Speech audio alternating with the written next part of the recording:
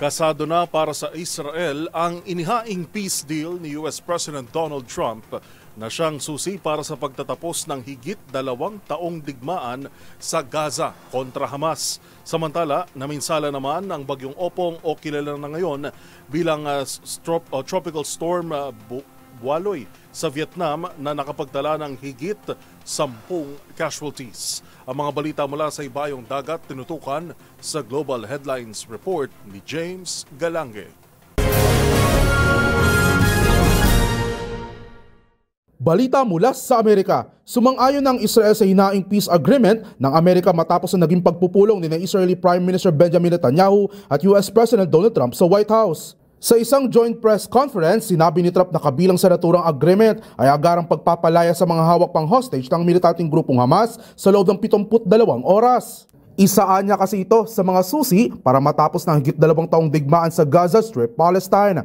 Ngunit pangamba ng dalawa ay kung papayag ba ang Hamas sa nasabing peace deal, gayong no-show pa rin ang grupo para sana sa nasabing negosasyon. Samantala, nangako naman si Netanyahu na kung sakaling lulusot ang naturang kasunduan, ay hindi na nito ituturing na banta sa kapayapaan ng Israel ang nasabing pinag-aagawang teritoryo.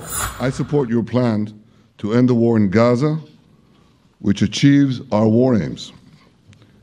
It will bring back to Israel all our hostages, dismantle Hamas's military capabilities, end its political rule, and ensure that Gaza never again poses a threat to Israel. Sa iba pang balita, matapos manalasan ng Tropical Storm Bualoy o kilala bilang si Bagyong Opong sa bansa, sunod naman itong hinagupit ng malakas na hangin at pag-ulan ang bansang Vietnam.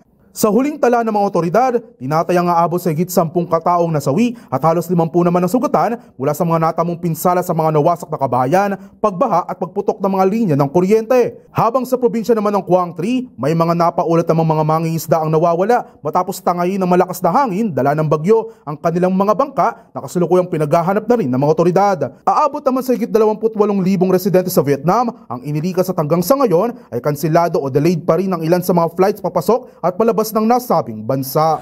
At yan naman nakalap nating balita mula sa iba't panig ng mundo. Para sa MBC TV Network News, ito si James Galange ng DZRH TV, una sa Pilipinas, una sa Pilipino.